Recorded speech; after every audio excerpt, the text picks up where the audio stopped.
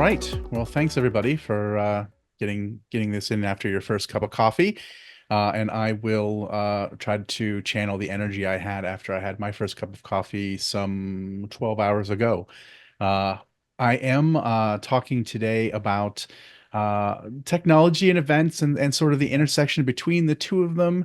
The area that I'm focusing on specifically is AI, which is really a broad blanket term that's so big it may not mean anything. It actually is more or less going to be a layer, if it isn't already, in nearly every technology moving forward. You're going to have a hard time buying a toaster that doesn't have AI in it in the future. To let the toast not make its own decisions based on your optimal needs is silly at this point. So anyone who thinks they're not using AI, you don't know that, but you are. It is baked into nearly everything. There isn't really AI technologies at this stage. It's a layer of technology, and you're going to see that the idea of adoption isn't something that is willful, but is in fact just part of life. In the same way that we don't talk about smartphones anymore, they're just phones. So AI is going to be, an evergreen topic. There is not going to be um, a way around it. So you can take that as terrifying, or you could take that as exciting. I take it as both a few times a day. This is a survey that just a report that actually came out Monday. So I like to throw some really, really fresh stuff in there because everything we do is fresh. From Event Industry News, a friend of mine, Adam Perry, has this publication. It's interesting when asking event organizers specifically where they consider AI as its most valuable, and data analytics seems to be number one. Just inching out content creation tools, which is interesting because that's the primary use case that you see most industries using AI for. It's going to be writing, and it is writing your emails, your blog posts, your everything. It's going to be creating the images. That's every single industry. The reason that I think data analytics ends up being number one in this list for event organizers is that of all channels that exist, there is none with less data historically than events. It's really a chasm. So data and AI are poised to be fill in a huge gap. I mean, I don't know if you know this, but the events industry runs on gut instincts and luck. I mean, fortune favors the prepared mind, but it's a lot of gut. And that's why it ends up being a lot of experience making decisions as opposed to other channels where it's more about cold, hard facts. CMOs love events, CFOs, not as much. Hard to put the event was great. It had a good vibe. I felt good into a spreadsheet. A CMO gets that, a CFO doesn't as much. AI can bridge that gap. It can make what we do oftentimes as something that is soft be less soft. So I'm excited about it for that reason. And I'll get into like my day job and where it comes in with AI and data.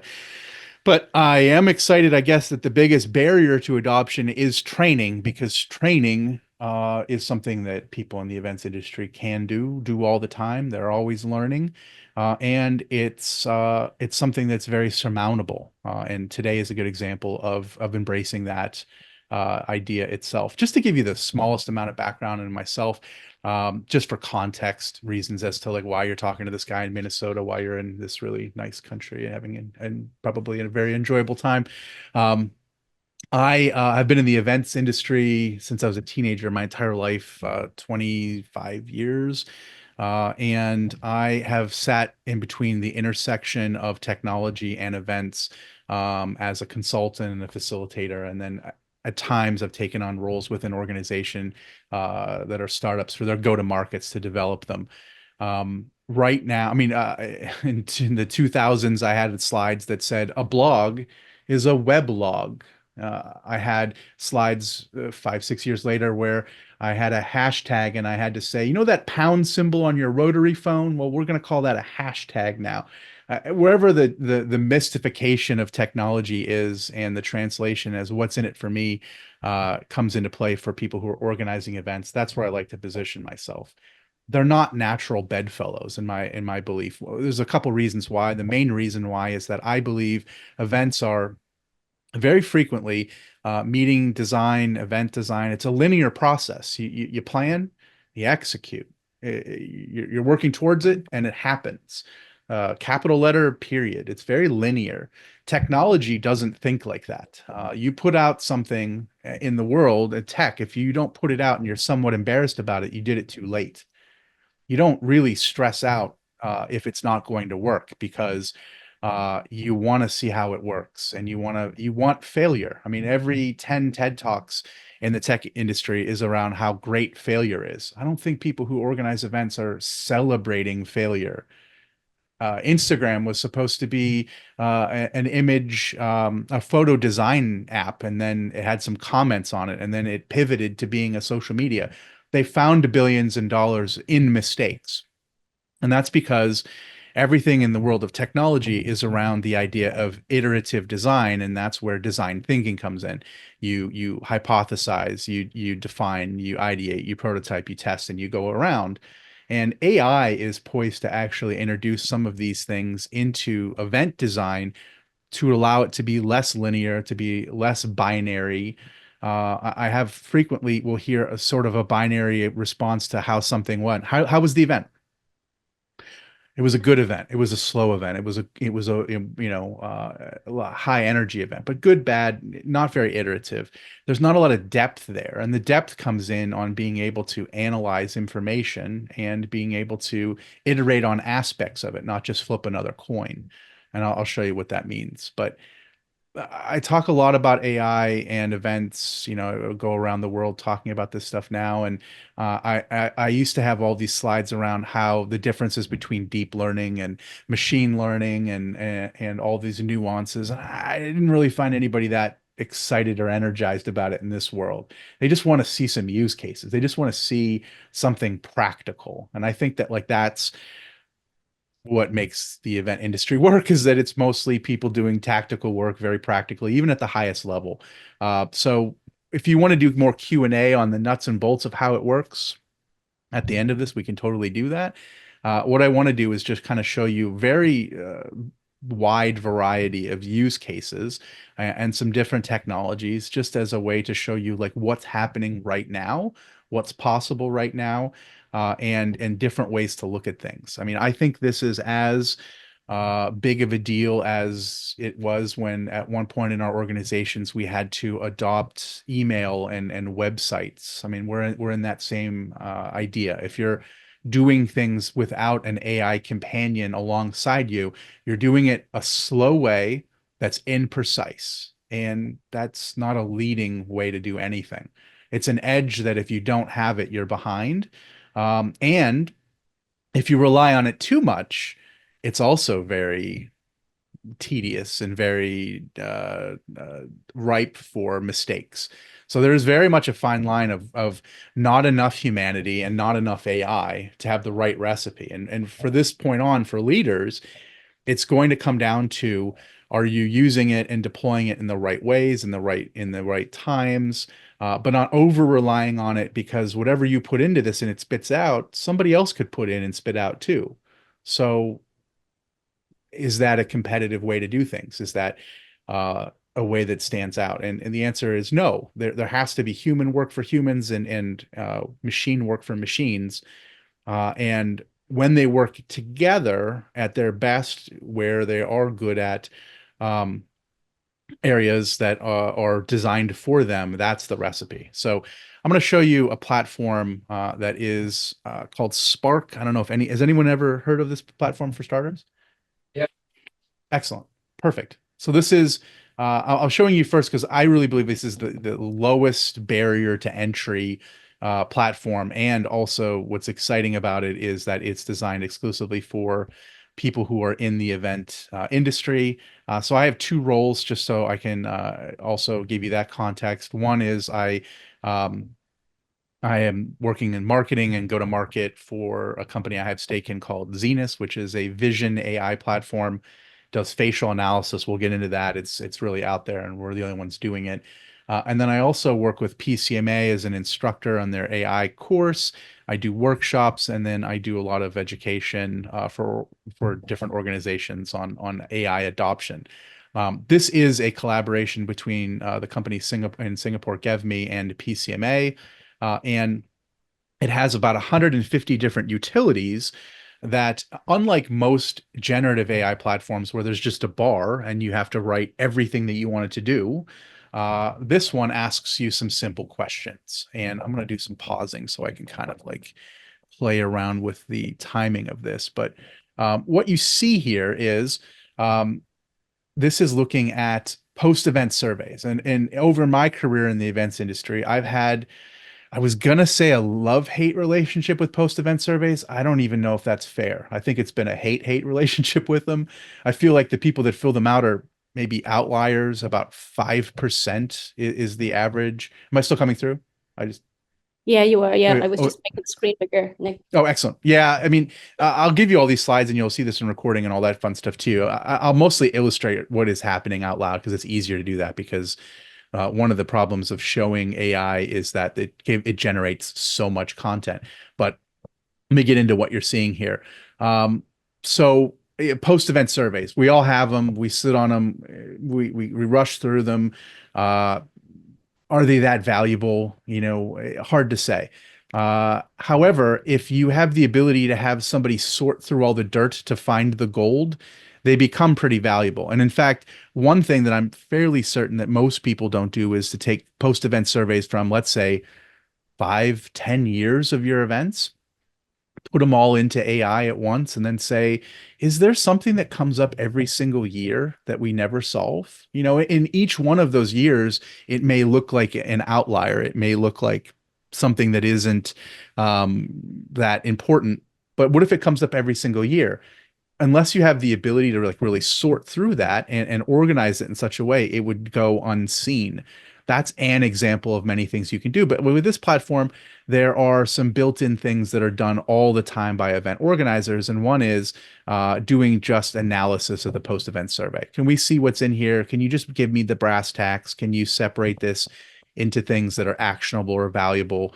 And lose the dirt. I mean, I've had instances of people in post-event surveys who have said I was really disappointed that during the networking event that it rained for part of it, and you're like, is that my what do I do for that? So you're going to find that like there's a lot of things that you throw out, but in this it gives you all of these actionable insights. And I know it's moving at a blazing speed. I guess that's also sort of what I'm showing off, is the fact that if there is anything valuable to find in the content, it gives you a description of what they said. It gives you the quote, and then it gives you additional insights to determine if it's an outlier or not. And that's sort of like on the shelf, the basic thing that it does. You can get a chart of instead of saying the post-event survey is here's all the information, but here's all the information at a high level and some results from it. I find that to be pretty good. Then you can take it to go one step further. So in this I'm asking, what are 5 ways, asking the post-event survey itself and all the information within it, or it could be multiple years, but what are the top ways to improve the next event based on this feedback that will increase our revenue? And I'll show you some examples. So I'm not just looking at a post-event survey as did we fail, did we pass in that sort of binary way. I'm looking for insights that I can use as a launching off point to increase or generate revenue. That's not the only thing I can ask it, but I find that to be, it's a little bit closer here. I mean, again, it's a little small and obviously it's going to be hard to say because that's the problem. It gives you so much information, but offer premium packages and VIP experiences, expand the workshop interactive sessions. You could have additional pre-cons or post-cons. There's all these other things that impact in increasing revenue from the event. But you could just as easily have asked it, and should ask it as well, what are the 5 easiest fixes for our event that don't cost us any money at all? I'd want to know those too. If I'm creating an executive summary for this event, I want to know what are the top 5 ways I can make some more money on this event. What are the top 5 ways that I can improve the event that have little to no investment related to them. And perhaps I want to know maybe the 5 ways that we violated our mission, vision, and values. Those would jump to the top for me. These are the kinds of questions you can ask in a real natural way of your post-event surveys, things that the majority of us have just sort of laying around somewhere. We have it in a post-con, we rush through that meeting because we're on to the next event. But when you think about the event as linear, less linear and more iterative, then you determine that this is actually the basis for your plan for your next occasion. Um, the surveys also can be recontextualized. A lot of the times, the reason that leadership doesn't necessarily buy into events at all levels is because we report things in events frequently as it relates to us, which is the sort of we accomplished all the things we needed to accomplish and we sold the ticket amount we were supposed to. But what does that mean to a CFO? It might mean nothing. So, what if you asked instead, I'd like you to reframe the findings of this post-event survey with what your CFO values, emphasizing financial impacts, cost efficiencies, and long-term revenue potential. And then you get, it churns out something like this, which looks like something like this. And all of a sudden, your reporting and your insights gathered from your event are recontextualized as revenue optimization opportunities, cost efficiency improvements, ROI enhancements, risk mitigation, and accessibility. Now you're speaking my language if I was a CFO. You can do this with any post event and you can do it contextualized for every leader. So you could create one of these for a CFO, a CMO, a CEO. You just have to be able to understand what matters to them, and it recontextualizes and it rewrites it for how they're wired. It could be for external stakeholders as well. What is the impact of this event, and what are the findings of this event and learnings from this event as it applies to an external stakeholder who sponsored this event and is in a position of being a DMO or a CVB or something to that effect. And it would take the learnings and findings of everyone who expressed their feelings about the event and contextualizes it for them. Like, to me, like that's how we expand the value of events, is that we show how there is impact for everyone, and it's just a different slant on all of this. So for me, like, that's a practical way that we can just analyze data and reorganize it pretty simply. This is something I've been playing around with a lot lately. I've made one for our organization. I've showed a number of other organizations how to make them as well. If you have a sales force and you want them to get better, you want them to be trained, you want to have take on new trends, increase their acumen overall. What you can do with a platform like ChatGPT is there's these almost like their app store where you can, with no code, just use natural language. You can create applications they call GPTs. And you can just say, I want this to represent my ICP. I want them, I'm going to feed you and train you by pasting transcripts from 10 different conversations that I had with a clients on a call. It could be a sponsorship sale. It could be anything at all that would be sales oriented. You give them that, you give them information on your organization, you give them market information. It's basically lots of cuts and pastes, and you give it directions as far as how you want the flow to go. And then from that, you get the opportunity to have a sales role play GPT. So now a salesperson can just start having a conversation with a virtual version, a surrogate of someone who represents the type of organization that you're trying to get to, that you're trying to reach, and you're trying to make a connection with. You can build these things and you can have them have different levels of resistance. You can bake that into it as well. You can make it, very resistant, not very resistant. I've done ones where I've done the sort of easy, medium, and hard mode. But what you get from that is you start having these dialogues, and at the end of these conversations, which they give you opposition, and you have to keep beating them down, sort of, and coming around the objections, etc. And at the end of it, you get, potentially, if you do well, you get an opportunity to potentially do business in a virtual way with these uh, surrogates. And then I have it so it gives an analysis of the conversation. So then it ranks it and scores it, and it tells you what you did well, and it also tells you where your areas for opportunity are. Like, for instance, in this conversation, it was sped up, but it was a 25-minute conversation I had with this role play bot. And at the end of it, the two main things it said is that I needed to slightly increase my urgency. That would have helped more. And then spent more time on competitor differentiation.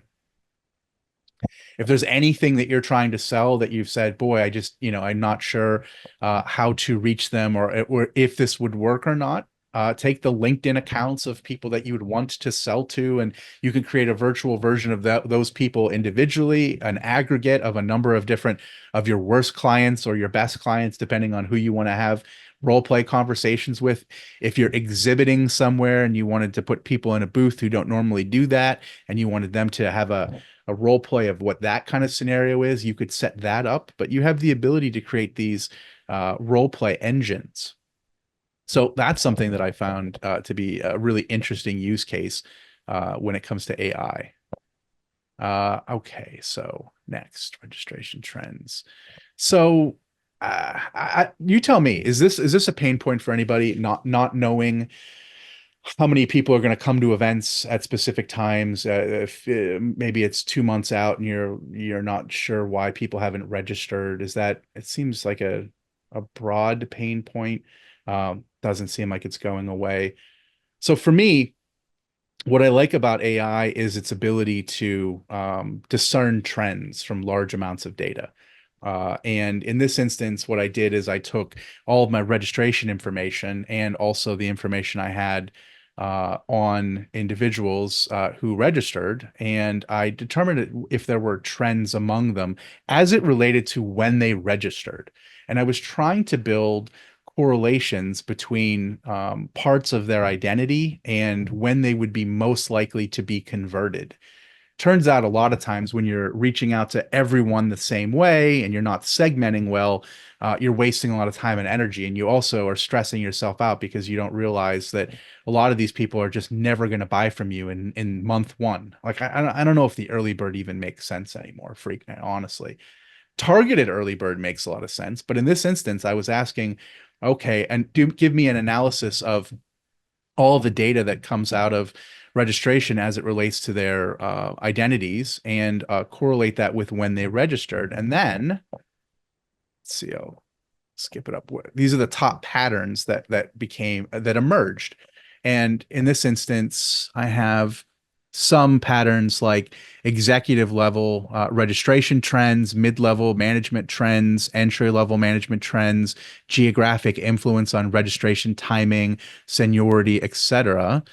Let's see if I have some big stuff. So it ends up being like the early bird campaign that you have really only has a high level of success with CEOs and C-suite executives. Now, this isn't broad. This is a specific example. Yours for every event would vary considerably, industry to industry, event to event. But like what I'm trying to illustrate here is that there's definitely predictable trends as to what messages will resonate with which people at which times. And like that allows you to invest money much more wisely. You should reserve a specific amount of money for this group of people, this percentage of the market.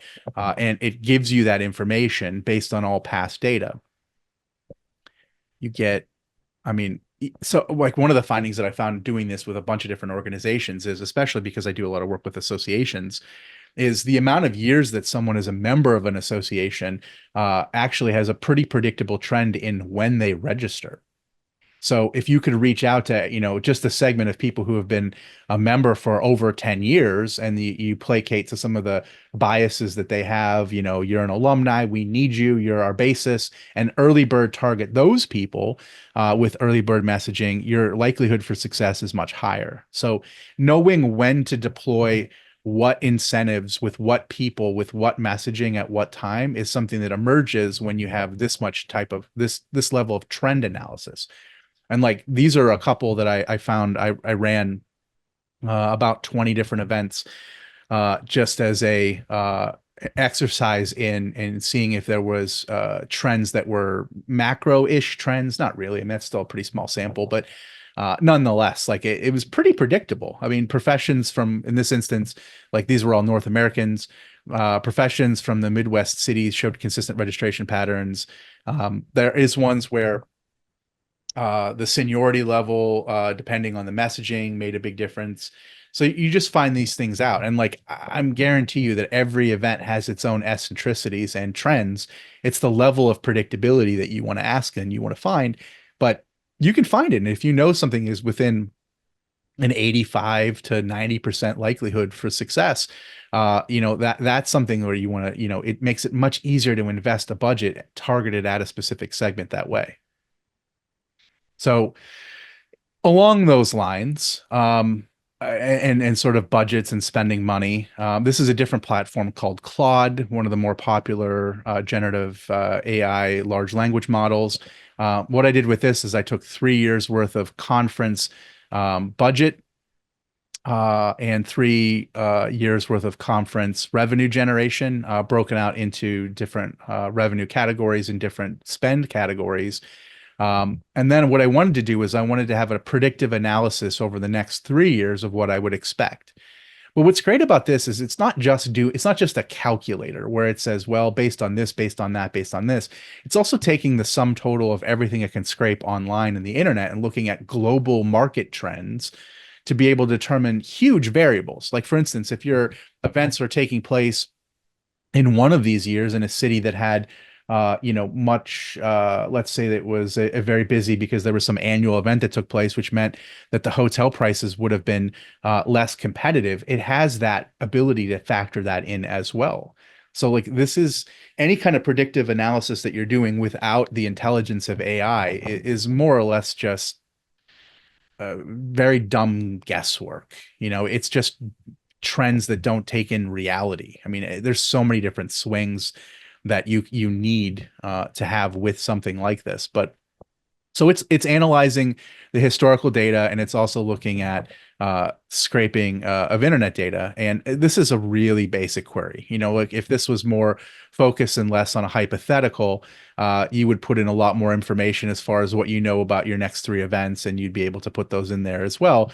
But what you can see real time is on the right is it's building a living dashboard of predictable analytics on the right. And what that looks like is something like this, where it's determining trends in your spend and trends in your revenue. And it found all kinds of like interesting tidbits, like as far as like efficiencies that could be improved. In this instance, like a big finding of it is that, oh, sorry, while we were increasing with this event revenue, you were actually slowly decreasing profitability, and like that's a big deal. Like, if you're just looking at top line margins, and it takes into account like where the opportunities are. And then what's great about it is that you can continue to have dialogue after it, after you get your findings with this information. And you could say, based on other events and what they're doing and what's working and what I'm not doing, what are the opportunities for me to add additional revenue streams that I don't already have. So like, your ability to dialogue with this is more akin, less to something like doing calculations for you, and more of a data analyst that you've just taken on your team. So again, you get these living dashboards that you can adjust and add to it. But I mean, I asked it for not only like where my profitability is and where my my lowest margins were, but also untapped revenue opportunities that I don't have line items for that are consistently popular. And then I had a basis based on the scale of my event and other events of what I could potentially look at over a 3 year growth in these new areas. So like, for me, using this intelligence means that I can have projected revenues that are much more realistic than most of the guesswork that we're doing in revenue predictions without AI. What's great about this is like, these are, and again, I asked it for different levels of impact too. So like I can kind of see a small, medium, large, so I can have different goal setting. Everything I asked it to do was more or less pretty simple instructions. Certainly no coding, and certainly not having to use any kind of financial analysis terminology. In addition, the information that I gave it are pretty basic cut and paste. That's what's exciting about all this is it really you get to be more in a delegation role than having to lean on someone else. Like you consider it more of a, a genie. And I wish I knew what my event would be doing in the next 3 years, and I wish I knew ways to grow my event. More or less, some variation of that is what's going to give you the outcome. So that's something that's fairly exciting as far as, data and AI intersecting. I want to show you something that's totally different just to kind of break it up a little bit. This is a technology that is new this year. And I think about data maybe a little bit differently than a lot of people. I guess I'm an event person first and foremost. I think about data as stories, and I think about data as context. And what this platform does is it's an app on your phone. You take it into your booth and you press the on button, and it starts recording everything that's taking place in that booth and in audio. We'll put all the privacy concerns about that. Just put a pin in that for like 2 seconds until I get through what it does, because there are some. Um, so you have the conversation in your booth, and they're quick and they're fast and they're expensive. Like if I think about how much money I spend, for different exhibitions, I think about it like what I'm paying per minute, and then I start looking at how many exchanges I have, and then each one of those exchanges is worth so much money. There's a lot of really fast, quick, nimble conversations with a lot of rich context that takes place in a live booth setting that is evaporates, just goes away. So how this product works is it's an app on your phone. You press the on button and you start talking to people throughout the day. It knows your voice because it's associated with you and it's been trained on you. And then it takes the other voice in that conversation, or other voices, and it pulls the audio into text and it populates your CRM with all of the context that you have. Now, if you're guiding the conversations, and like anyone who knows they're being observed, you start changing your behavior, you start asking different questions, and you start asking leading questions that would populate more effectively your CRM. And then after the conversation is over, you scan their business card or you take an email. And what happens, first off, if you don't do that, then it takes that as not an explicit opt-in and it deletes the audio from that. So that's kind of part of the privacy part. Signage in the booth gets, part of it. Signage at registration gets part of it. They feel like they're covered with all of those things. I would say maybe. Certainly in America, you can get away with anything. But if you're not, then your mileage may vary. But what I think is interesting is, all that rich context gets added to the CRM, and then they have the ability then to, like any other CRM automation, they could have an email as they're walking away. You have a conversation, it's really great. You say some fun things that, relate, and you make a really great connection. You hand the business card and you're walking away. Then you check your phone because it just beeped you because you got an email and it said, uh, "Hey Jan, it was great having a conversation with you. I'm not at the show, but my friend Ted was there and he told me that you like these things and I like those things too." Because all that rich context is pulled in. And not only are you in the 24 hours do you have a response, but in seconds you have a response. And that's each exchange that takes place. That's pretty cool. Like I look at data and I look at waste and I look at the luck that is running events. And I want to eliminate all those things. I want to increase the ROI of events and experiences. And one of the main ways I can do that is just absolutely like squeezing out all the value that's taking place there. And I think something like this does that. So not your typical AI kind of idea, but like these are the kind of things that are that are coming out every day. So this is another one, very new organization. They partnered with PCMA starting, I don't know, 4 weeks ago. They have their product embedded within Spark. So it's a separate piece, but if you have access to Spark, you have access to this. And I met with them and I got a really lengthy back of the house demo and, front UX experience. And it's really cool. Like I find that like destination selection and site selection using large language models that exist right now, like ChatGPT, to be a really poor experience. The reason is that they're scraping information on destinations from the internet, and the overwhelming majority of information around the internet is aimed at general consumers and it's aimed at leisure travel.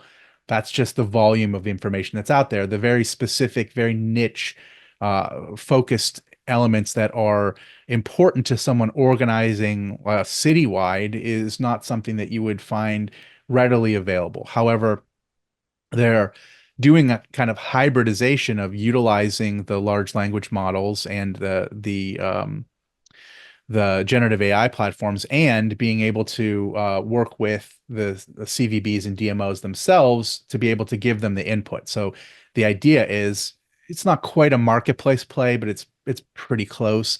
The CVBs and DMOs have the ability to fill out 50 different sections that are the most important, and those are dynamic and living. I'm sure they'll change and evolve over time, but what they do is they fill out all of their very specific niche information around their destination, and they have access to that too as hard-coded information.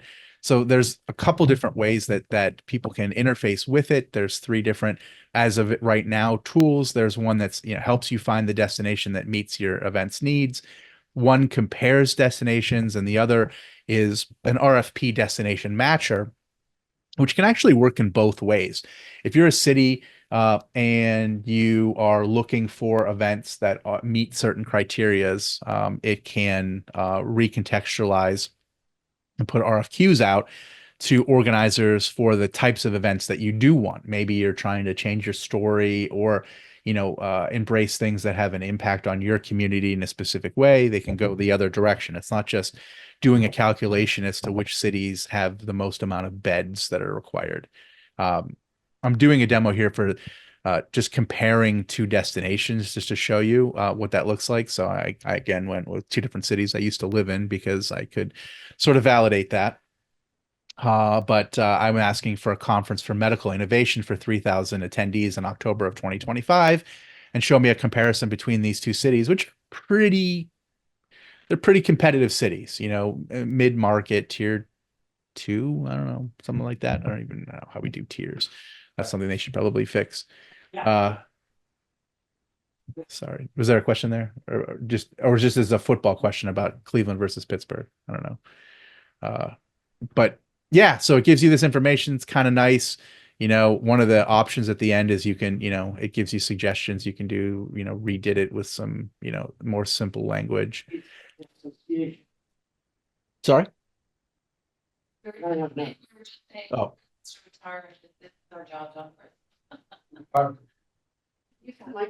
I didn't all hear all that, but I think it's somebody, did someone scared about their job or? Yes. Yeah, that's fair. I think we should probably all be that. So it, it, it's not going to, I mean, at some level, it's going to do some version of that. What all this is going to do for the anyone who is serious about putting on events is that it's going to put somebody in a top three. I mean, it's not. I don't think anyone's going to make their decision completely. Although trends are Gen Z, millennials of doing hyper amounts of research without actually talking to a human being. That's sort of an alarming trend, I suppose. A lot of people are asking me, with a lot of this stuff is like, for instance, I did one, I made, a bunch of DMOs and CVBs sweat in real time, which is fun to do sometimes. I asked, hey, do you want to ask ChatGPT right now what are the five most dangerous cities to bring a citywide event to for an association conference? And no one wanted me to do that. And I'm like, well, anyone can. And so I did it. And, some of the people were in the room there and they wanted to know how to come off that list. And I said, don't be dangerous. It's not SEO. It's not like the web. You can't just brute force it with lots of content and it's pulling from the news and from the FBI and it's pulling from reality. So it's reasoning. I mean, that's what AI is doing that other things are not doing, is it has artificial neural pathways that are doing real reasoning. So there's a little bit of fear associated with that. I don't necessarily know if anyone's going to not, their enterprise is going to be completely disrupted. I think that there's opportunities to make all of this more experiential, to change stories, to overcome and to recontextualize. But this is what people desire. They desire information at a fingertip, and this is the speed in which this stuff is going. Um, the second question here I asked is, show me how these compare based on alignment with our theme of medical innovation, in particular, venues and organizations located in both cities that serve as inspiration to attendees or even sponsors for this event. And bam, there it did.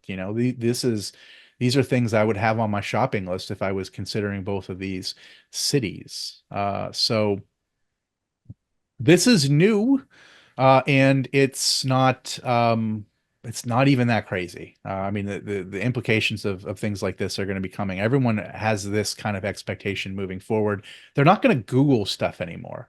You can overcome Googling. You really can. And people aren't going to know why the results necessarily. They're not going to care to know why the results are better and why they're more honest and they're more true. And the reality is that there's reasoning behind it. You've delegated a task to something with the ability to make reason, and there you go.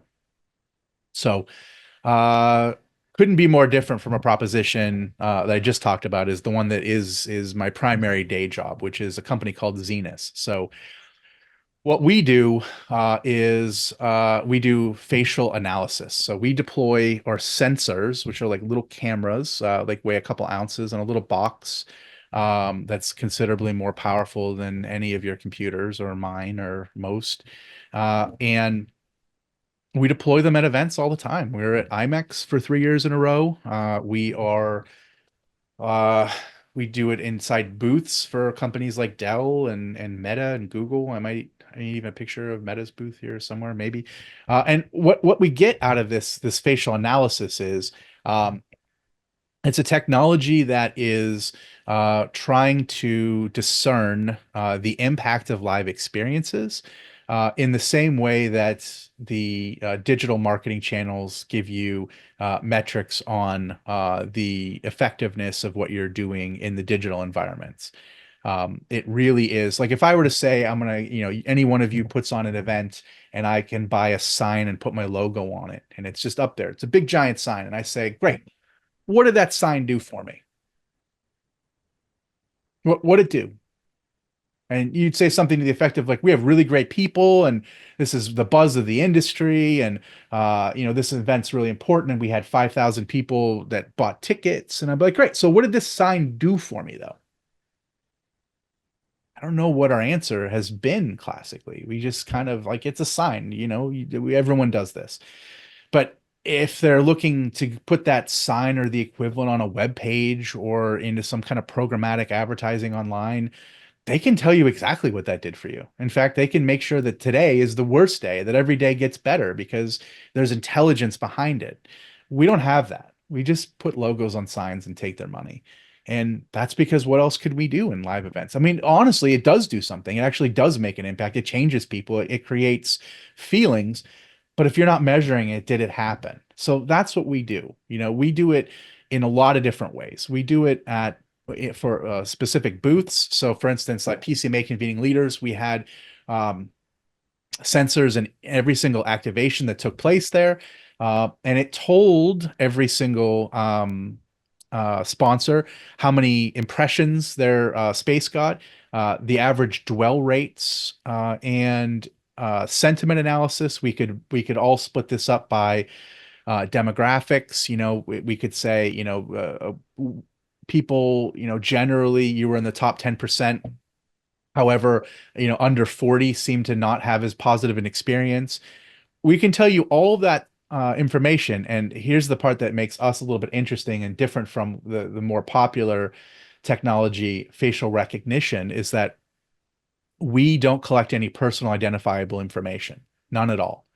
We're doing aggregated, anonymous reporting, and what it sees with technology under the banner of vision AI is it sees the world in a series of numbers. That's it. It's looking for objects, and the only objects it's looking for are things that it designates as faces.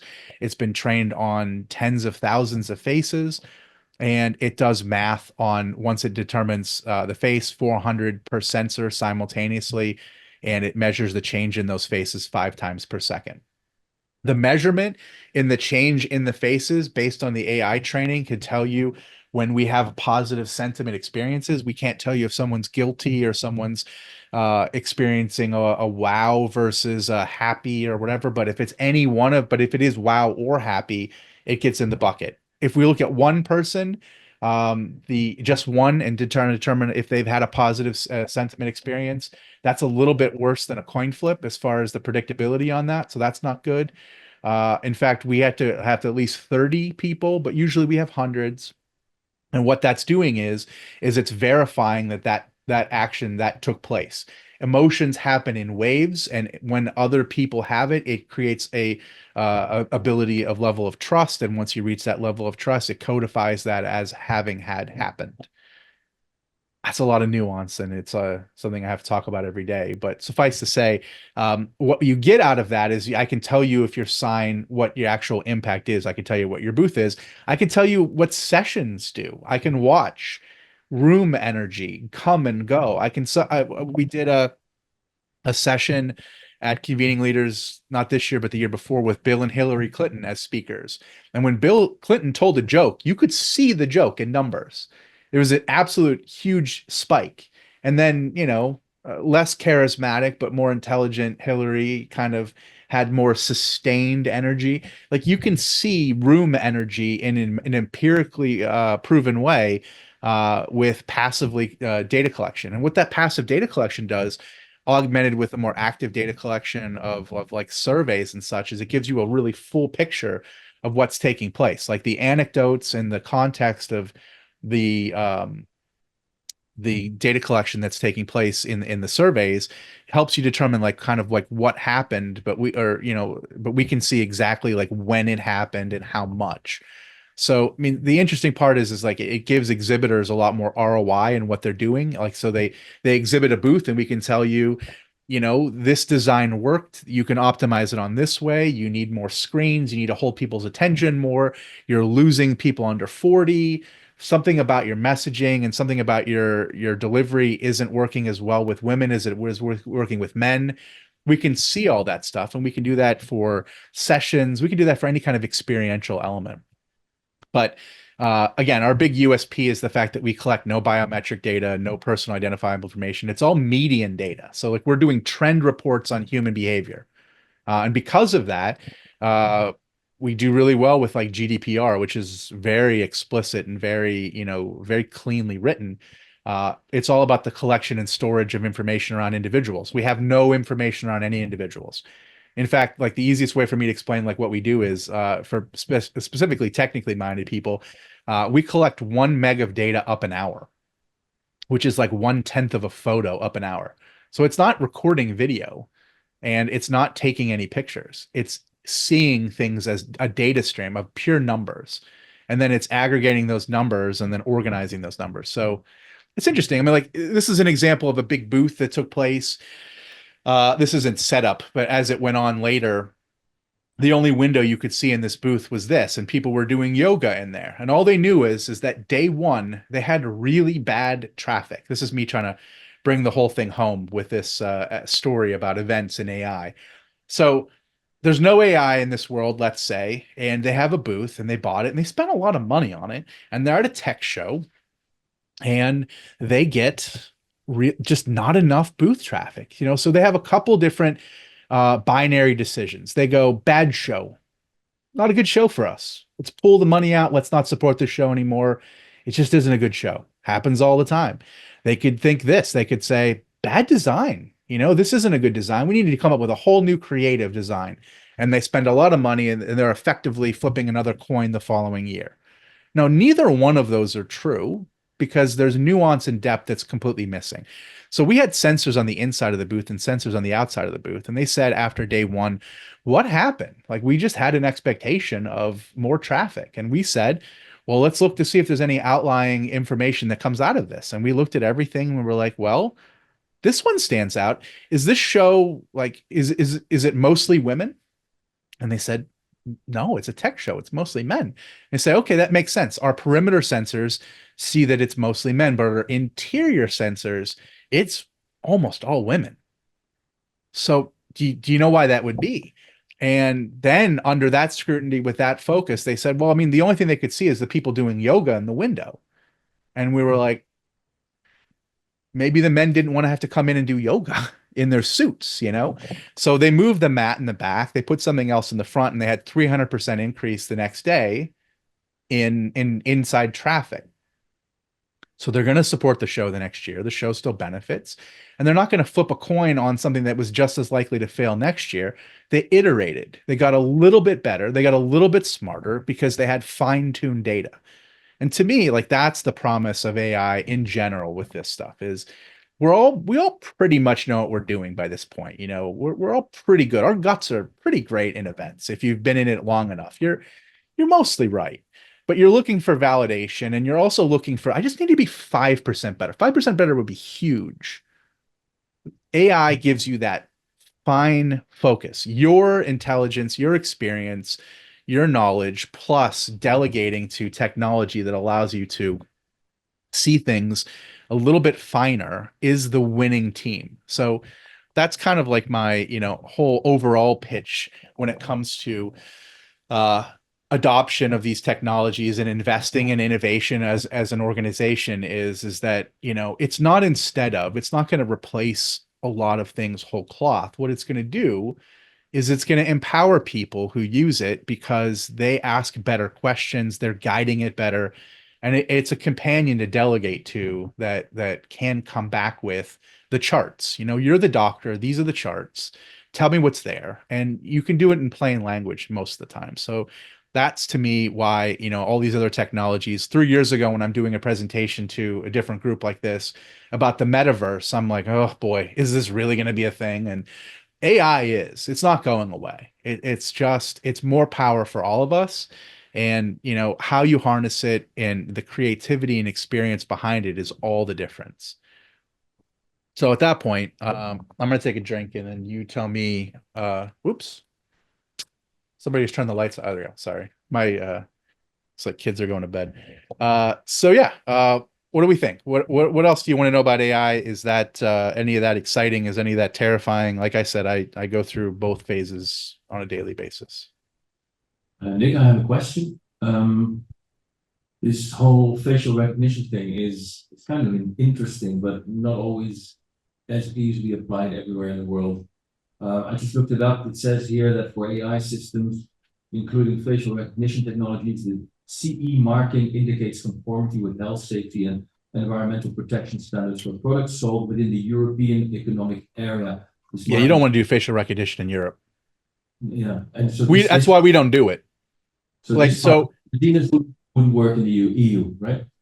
No, so the challenge is that I do presentations and I'll say like we're a pivoted technology that is in the same arena as facial recognition, but it is a pivot away from the privacy elements of it. And then at the end of that, people will say, "Well, you're facial recognition, right?" And you're like, "Ugh, I guess I didn't. I need to find a better way to say it."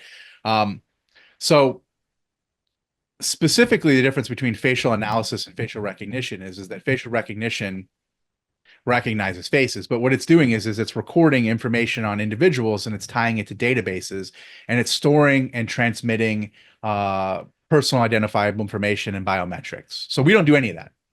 And by the way, we offer a limited value in some data circles because of it. So like we're specifically up into a line. So for instance, if you want to know in a booth how many CEOs came in that booth, we can't tell you. We don't know because we're not facial recognition. We can tell you how many people. If you come by twice, do we know that those are two different people or one? We don't know that. because we're not collecting personal identifying information. So do you get the CE marking, or do you not Yeah, qualify? no, we deploy in Europe all the time. European founder. We'll be at IMEX Frankfurt for the third year in a row. We financial institutions in Germany. That's about as hardcore as you can get.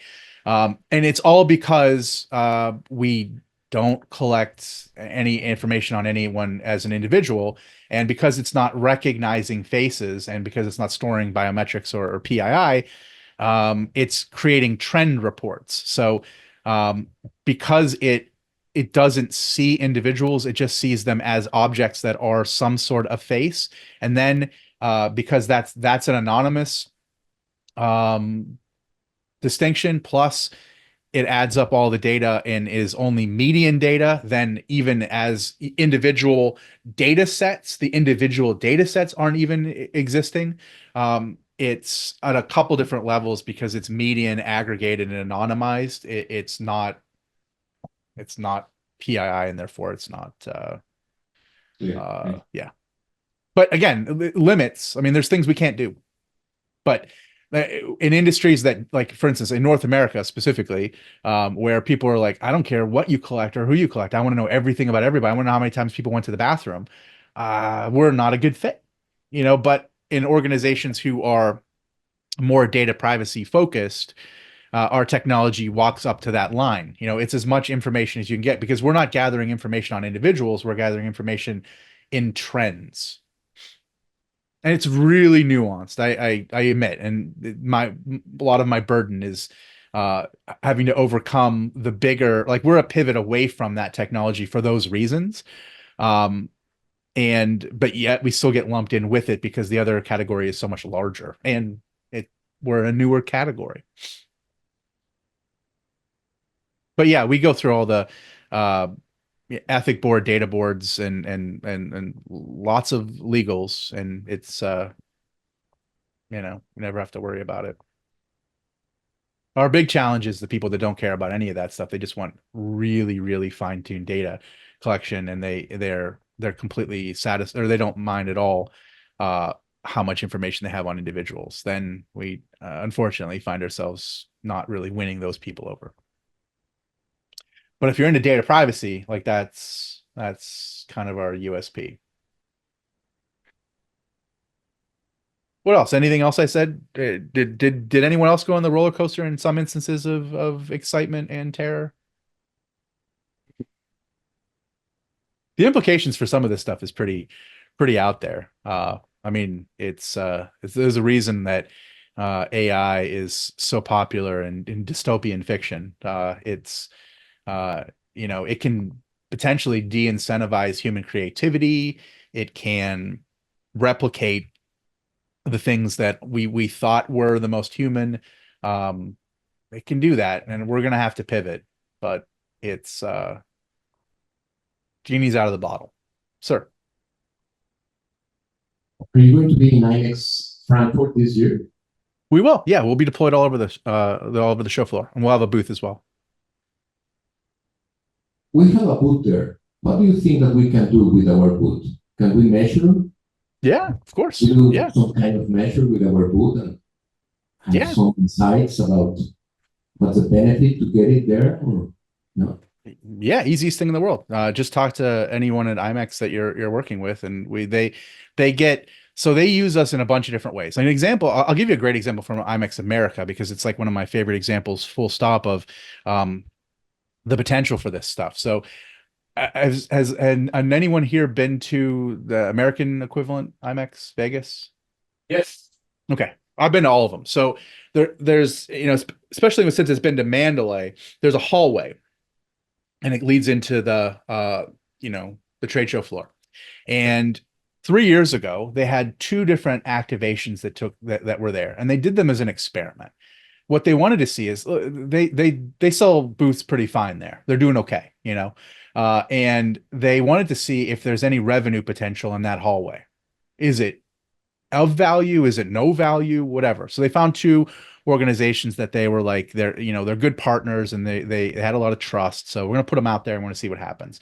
So we put our sensors on there, and we were able to show them not only how many impressions they got, which you would imagine is high, it's really high, big numbers, and it's empirical and it happened, but also the dwell rates were quite high and the sentiment was also very high as well. So they used that and it increased the confidence amongst the sales team to be able to say, I think we actually have something here. I think this hallway is money on the table. So let's go out there and sell it. And let's use this third party data as the basis for a sales pitch, as opposed to the sales pitch of, do you want to come into our hallway?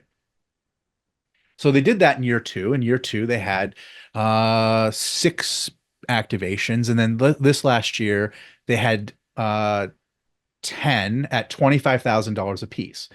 So they have $250,000 from a hallway in 3 years, and they built that foundation of that sales effort on empirically proven third-party data.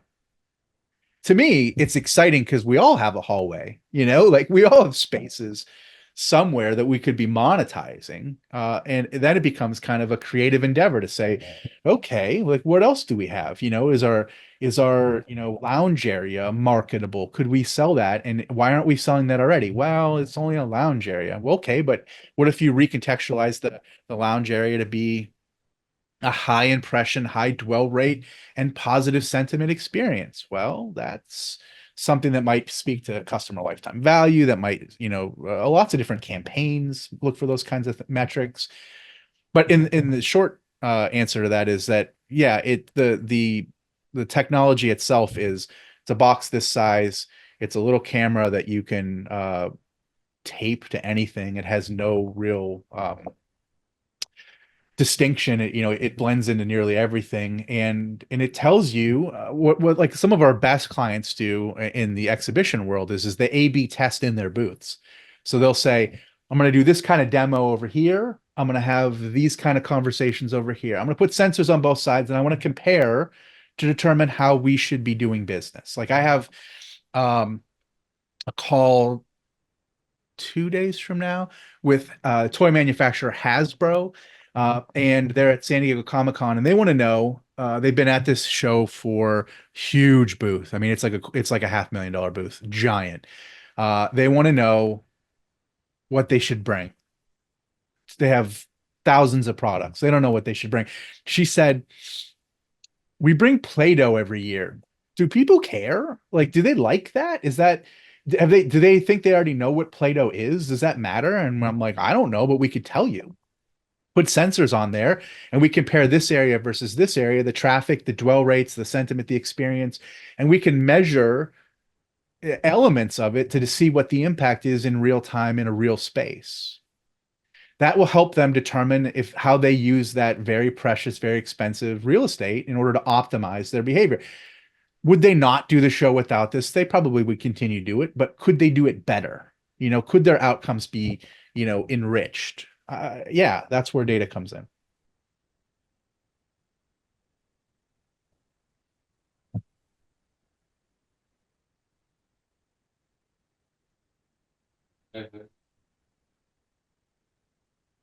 Is it me or is it you? I don't know. I have a question. Yes. I enter a booth and I see a camera in front of me. I may step away because I don't really know what you've just told us. And Agreed. I agree. may think that I'm being followed.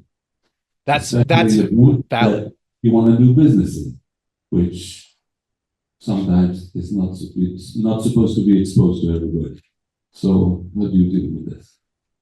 That's perception is a different animal than reality. I think we got reality pretty much figured out as far as how we collect data and as far as that. Perception's a little trickier because I agree. I would, 2 things I would say to those people, which isn't going to maybe solve this problem. One is that you're wearing your name or on your neck and where you live on a lanyard. So visibility is sort of part of the social contract in B2B events. That's not making anybody feel better, but that's a thing.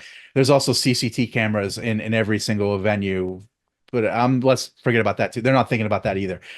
So what we do is we tell people that on 2 different levels. One, like IMEX is a great example of that, is that it's in the TOS. So like there is an explanation in their terms of service. It's not for legal because we don't need to legally. We can put these anywhere because we're not collecting personal identifiable information.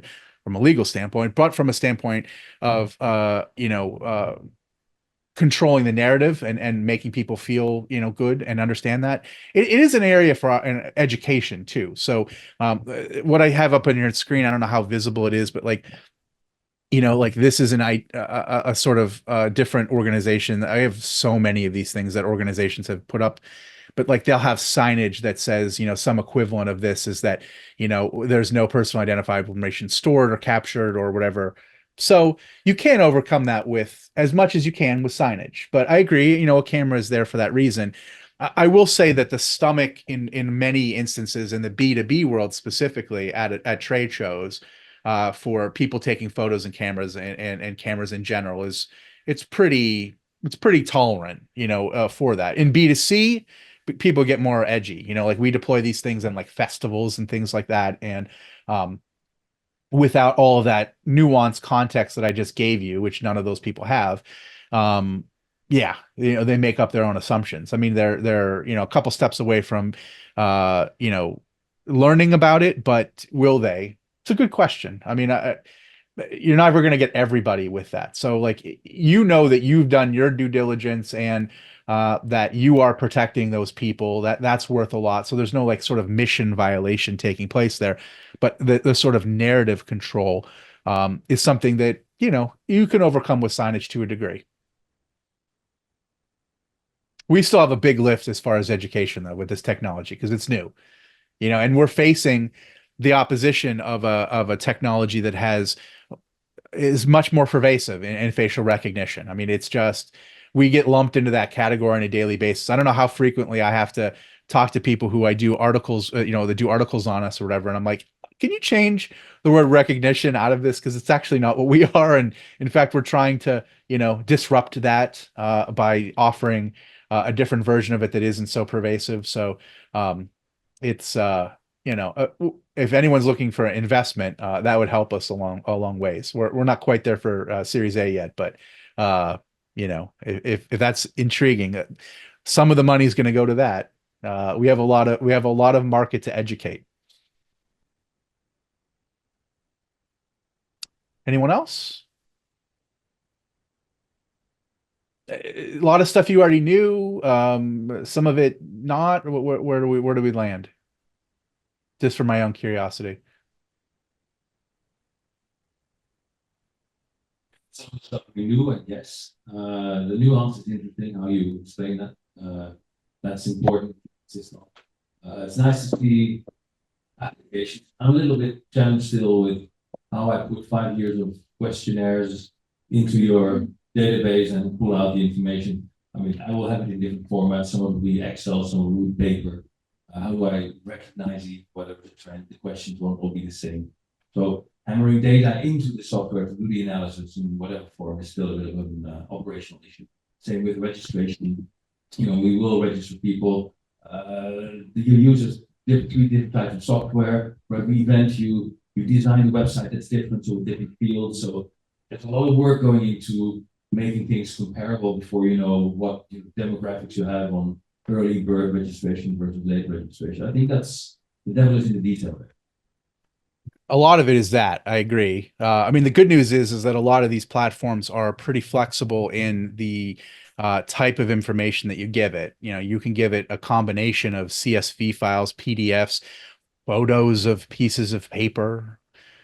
Most of them, within parameters, will collate all of those things and clean them. So that's the fact that is a reasoning machine is helpful in that regard. But I agree. I mean, most of the time it ends up being like an awareness of what this can do might change some of the behaviors in order to take full advantage of it in the future, as opposed to trying to adapt to how you've done things in the past to it.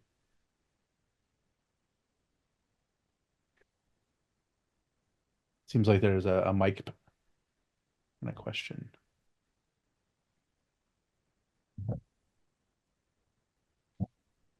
I got nothing yet. Oops.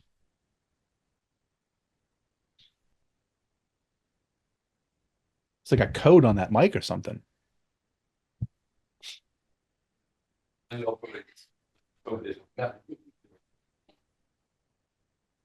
Thank you here.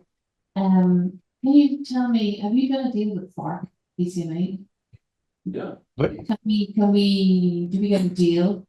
oh yeah, I have a coupon code or something. How about I email it to you after this? Yeah, I can give you like all like it's like 3 months of the paid version for free. Fantastic. Excellent. Yeah, sure. And does that, I saw there's a couple of platforms within it. I mean, Claude on it? Yeah, there is there's one other platform that which is that Destinator, which is new, and that's inside of it right now. Two gentlemen who are founders who are based in Belgium are really aggressively adding to that. There is another GevMe product that has synergy with it, but it is a separate product called Snapsite. And Snap, I don't know if you're familiar with that. Yeah, we're all using that one. Oh, great. Yeah. Yeah. That's super great. I mean, it has lots of implications, and then its ability to work with Spark in order to be able to pull out the insights from it and have that be available and have impact on other things that you're doing within Spark are pretty great. But it is a separate product. Like that's not a collaborative effort as thus far, other than the fact that it has a built-in door. Yeah, we have a deal with them through IAPCO. Oh, excellent. Yeah, I talk to Vmel and the team, on a, I don't know, weekly basis. Thank you. Yeah, absolutely. Anybody else, or is it second cup of coffee time? I think it's second cup of coffee time, Nick. Fair. I'm all out of coffee for Yeah. me at the end at Yeah, this point thank in you the day. very much. Yeah, appreciate it. Thank you very much. Let me know if I can ever help any of you. And if you scan that QR code, I'll send you a bunch of other stuff. And then I'll send just the whole team that coupon code thing if that's valuable, Angela, and whatever else Yeah. I can give you, the deck, whatever you need. Yeah, It would be super. great to maybe meet you at IMEX Frankfurt. Yeah. Whoever's there. Yeah, yeah, for sure. I mean, I'm yeah. We can- Yeah, Yeah. yeah, maybe. We can kind of let all of this knowledge sit with us and see what the next steps are. But I think it would be useful for all of us to continue the conversation. But thanks so much. Nick. Appreciate it. Yeah, absolutely. Well, you all have a great remainder of your day. Thank you.